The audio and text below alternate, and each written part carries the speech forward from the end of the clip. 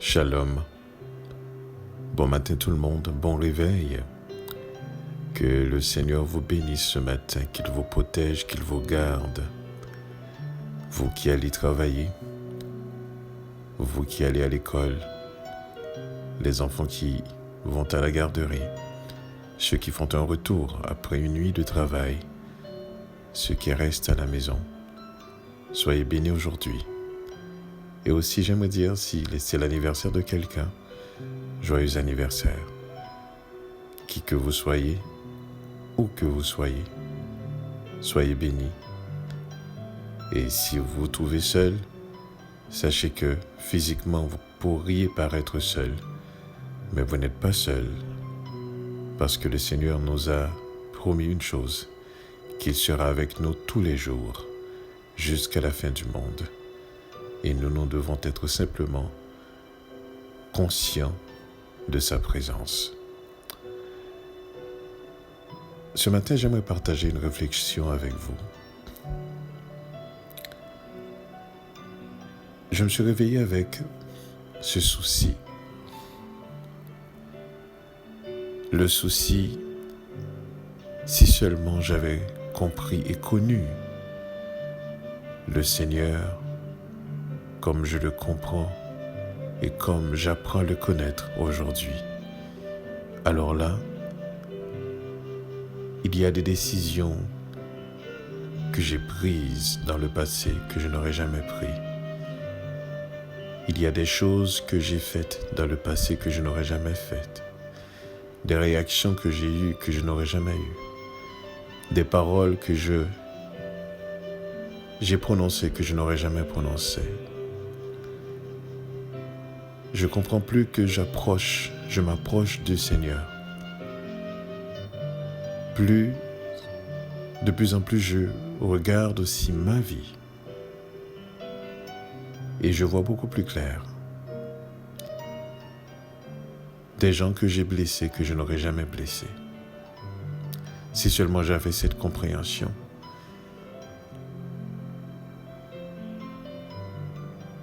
Je ne sais pas pour vous comment vous voyez votre vie. Comment vous la vivez. Mais moi, de plus en plus, je commence à comprendre. Je commence à comprendre lorsque Dieu est au contrôle de notre vie.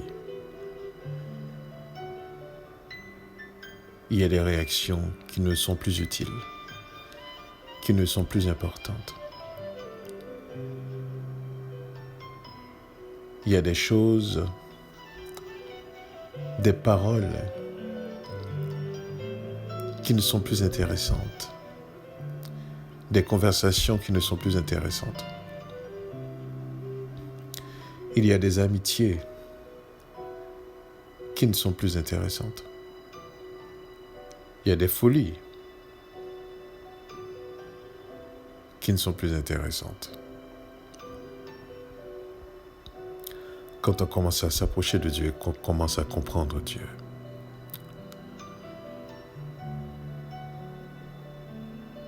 Je ne sais pas qu'est-ce que vous vivez. C'est quoi les défis de votre vie?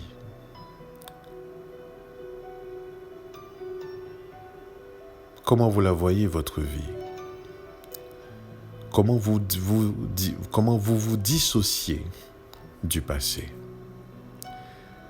Ou est-ce que le passé, c'est une continuité dans votre vie aujourd'hui? Mais moi, ma compréhension du Seigneur, aujourd'hui, les révélations que l'Esprit de Dieu me fait chaque jour, me permettent tout simplement de comprendre davantage le temps que j'ai gaspillé. Et mon regret, c'est pourquoi? Pourquoi je n'avais pas compris ça auparavant? Ça m'aurait évité bien de souffrances. Et aussi ça aurait évité bien de souffrances à d'autres personnes autour de moi.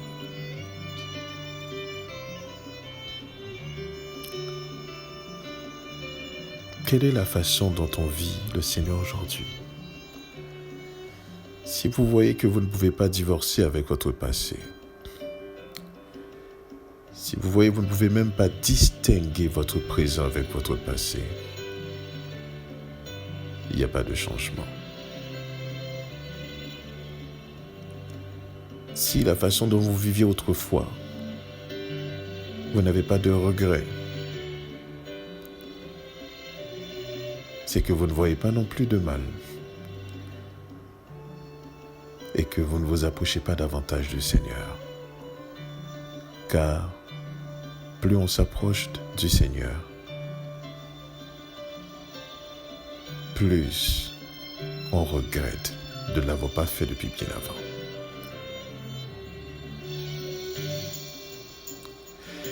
Vous savez, la joie d'un enfant de Dieu, c'est de le ressembler. C'est de l'obéir. C'est de comprendre sa parole. C'est de savoir qu'on est en paix avec lui.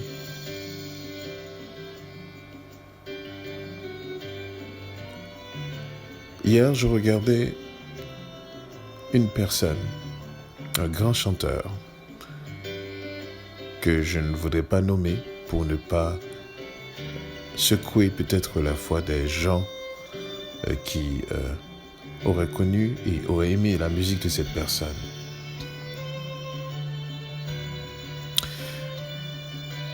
Un chanteur qui m'a beaucoup béni dans son ministère. Et je regardais que cette personne devenant très populaire, se faisant beaucoup d'argent, et que le ministère n'était plus une mission, mais un objectif en soi, mais un moyen de s'enrichir. Et ça m'a fait mal. Ça m'a fait mal parce que c'est une personne, lorsque il débutait, c'était une personne qui était vraiment onctionnée. Donc il y avait l'onction vraiment de l'Esprit de Dieu. Mais malheureusement, devenant riche, ça l'a changé. Et j'ai connu aussi un pasteur que je ne nommerai pas non plus. Quelqu'un que j'appréciais énormément. Mais aussi, devenant dans une certaine position, eh bien, il a aussi changé. Ça m'a beaucoup fait réfléchir. Et je crois que dans le livre de Psaumes, si je ne m'abuse, c'est encore Asaph qui faisait cette prière au Seigneur, qui disait ceci.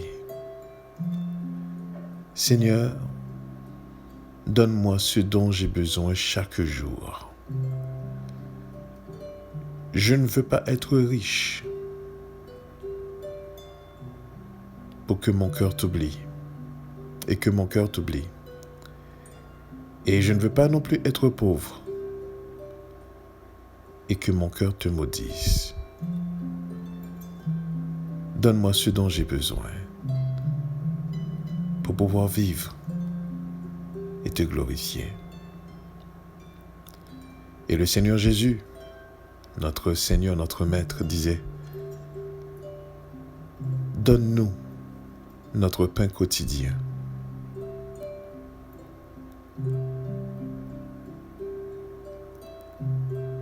Vous savez, tout ce qui peut nous éloigner de Dieu est une menace à éviter. Je répète, tout ce qui peut nous éloigner de Dieu est une menace et c'est une menace à éviter.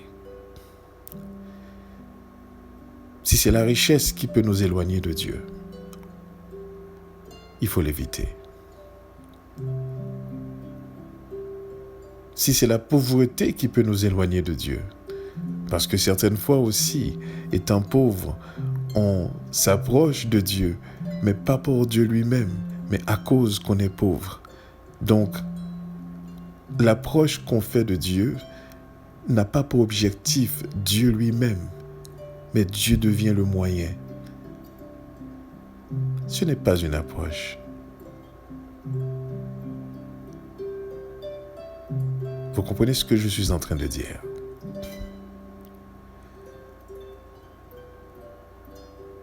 Toute vie qui peut nous éloigner de Dieu est une vie à éviter.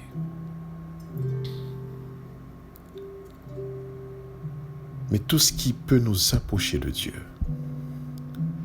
ce sont des choses à rechercher. C'est pour cela qu'il faut toujours analyser sa vie. Il faut toujours analyser les situations. Certaines fois, vous vous trouvez dans une situation, une épreuve. C'est une épreuve qui vous approche de Dieu. Donc, elle n'est pas pour rien. Et c'est une grâce.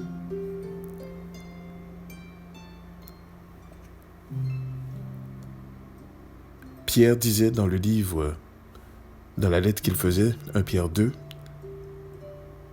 le verset 20, il disait en effet, « Quelle gloire y a-t-il à supporter de mauvais traitements pour avoir commis des fautes?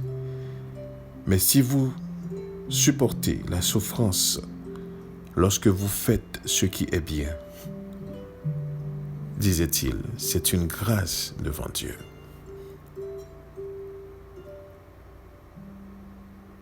Donc comprenez bien, il faut que nous cherchions les choses, les éléments qui nous permettent de nous approcher de Dieu en tout temps.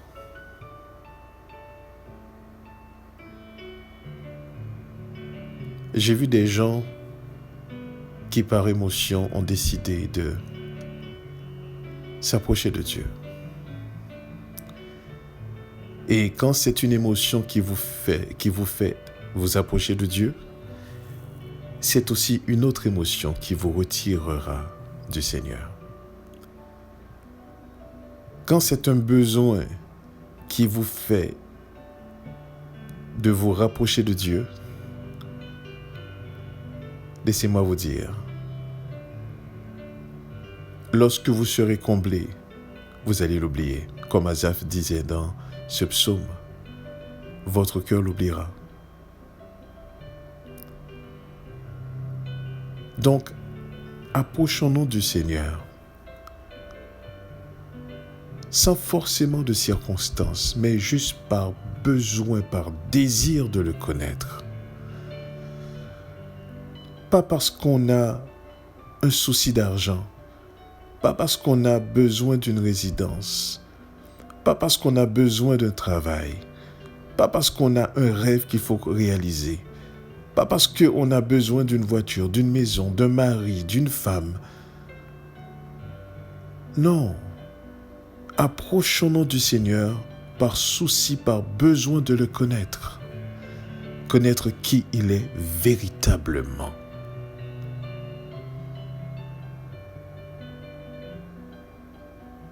Lorsque la Bible dit que l'œuvre de chaque personne sera éprouvée,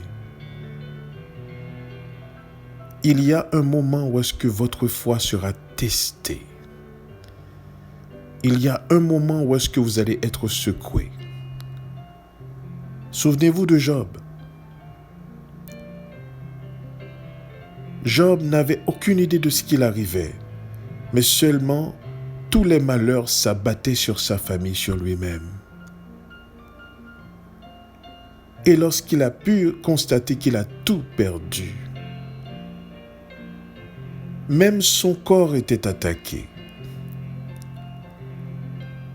Et Job a dit ceci, Le Seigneur a donné, le Seigneur a ôté. Que le nom du Seigneur soit béni. Mais ce n'était pas ainsi que sa femme pensait.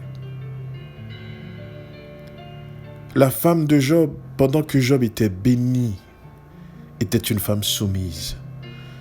Pendant que Job était béni, c'était la meilleure femme qu'il pouvait avoir. Mais quand les enfants commencent à mourir, quand les biens commencent à être dissipés, quand tout est perdu, et semble-t-il n'y a pas d'espoir,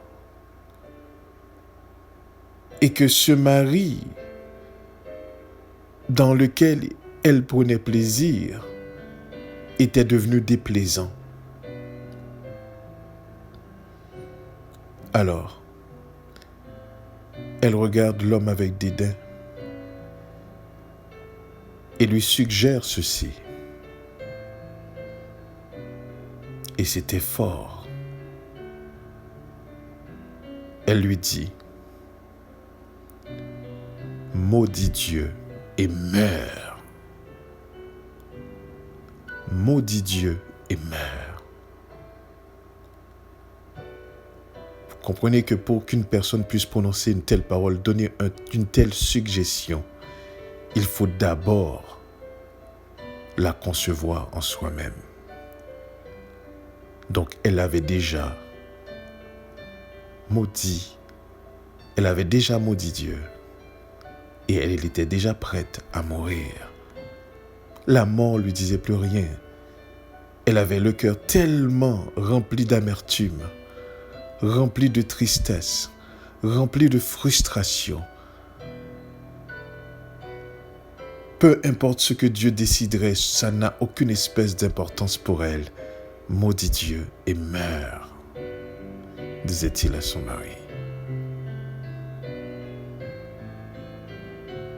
Et le mari, Job, la reprend pour lui dire, comment? Nous recevons du bien de Dieu. Nous ne saurions pas aussi recevoir le mal de lui? Job ne sachant pas ce qui arrive. Mais laissez tout entre les mains du Seigneur.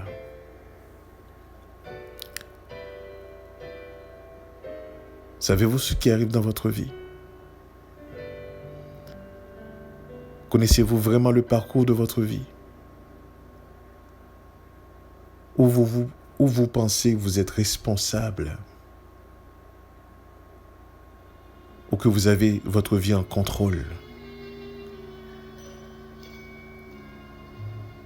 Bien souvent, c'est parce que nous croyons que nous avons notre vie en contrôle et que nous prenons des décisions basées sur ce contrôle que nous croyons avoir.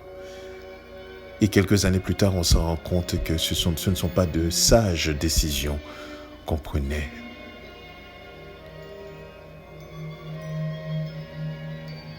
J'aimerais vous inviter ce matin à demander au Seigneur d'avoir contrôle sur nous entièrement.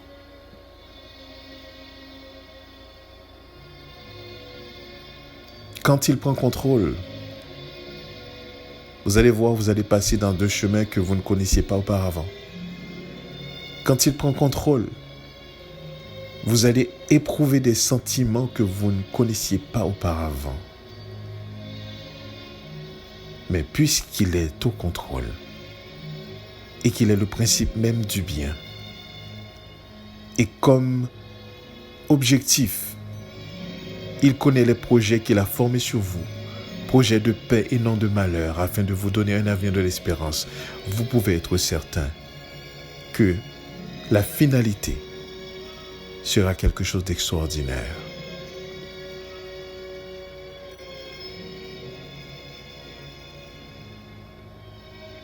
Bien souvent, nous prenons des décisions à la manière de l'eau, que lorsque Abraham disait à l'eau, au moment de se séparer, il lui disait de choisir Lot avait choisi l'endroit qui était le plus verdoyant.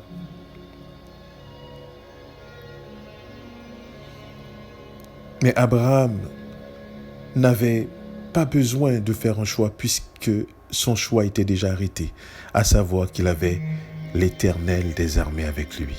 Il savait, peu importe où est-ce qu'il s'en allait, il était béni parce que Dieu était avec lui. Mais Lot regardait l'avantage. Regardez les intérêts, ce que cela va lui apporter. Mais j'aimerais vous rappeler où est-ce qu'il avait choisi de vivre était aussi devenu une ville maudite, Sodome et Gomorrhe. Et n'était-ce pas l'intervention de son oncle Abraham,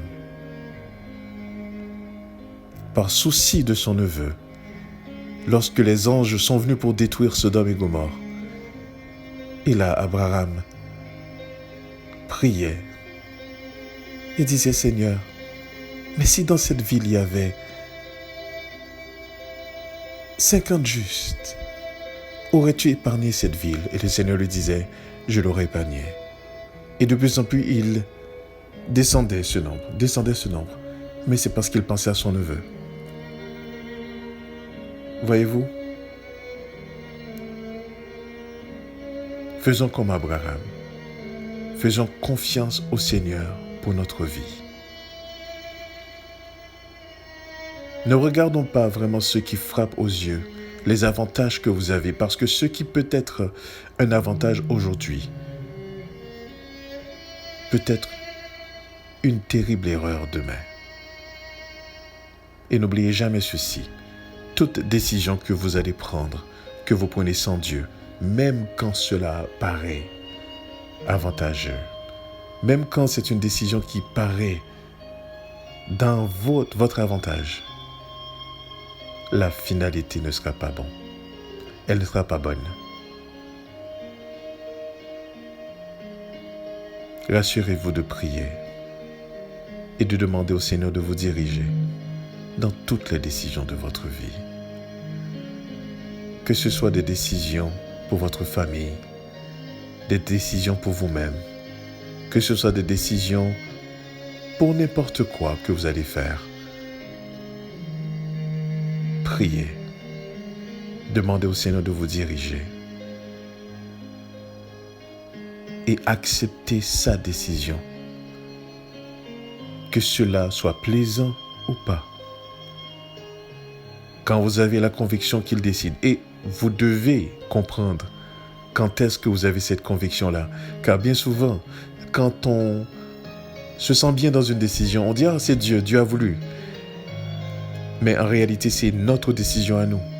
Et de la même manière aussi, quand cela nous déplaît, on dit non, Dieu ne voulait pas. Mais en réalité, c'est parce qu'on est déplu dans cette décision qu'on prend. Donc, comment connaître, comment comprendre quand est-ce que Dieu décide dans notre vie? C'est simple. 2 choses.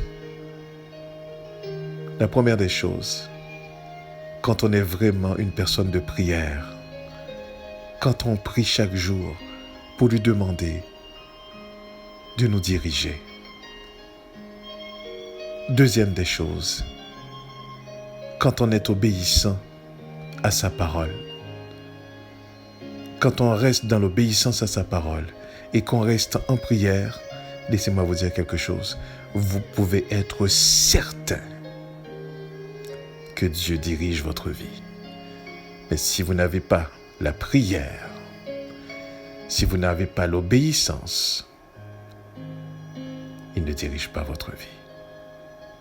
C'est vous qui décidez. Et quelqu'un d'autre influence vos décisions. Que le Seigneur vous permette de comprendre cette vérité ce matin.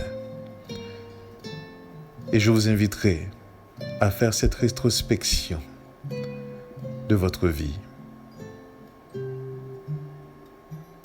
et de regarder est-ce que vraiment Dieu dirige votre vie ou ce sont vos décisions à vous. Si c'est vos décisions à vous, je vous inviterai à la prière, à l'obéissance à sa parole. Et de prendre la décision, Seigneur, dirige ma vie dès aujourd'hui.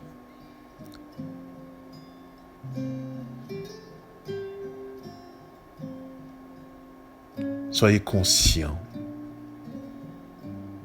de votre état. Soyez sincères dans votre état. Quand Dieu dirige votre vie, votre cœur est en paix. Quand Dieu dirige votre vie, votre esprit est en paix. Vous ne craignez pas les décisions des autres autour de vous. Vous n'êtes pas soucieux de quelque intérêt que ce soit. De quelconque intérêt que ce soit. Vous n'êtes pas soucieux de cela. Quand Dieu dirige votre vie, votre cœur est en paix. Peu importe ce qui arrive, votre cœur est en paix. Vous n'êtes pas frustré. Vous n'êtes pas fâché. Vous ne concevez pas de vengeance, de méchanceté à l'intérieur. Vous ne pensez pas au mal qu'on vous a fait. Vous ne pensez pas aux personnes qui vous ont blessé.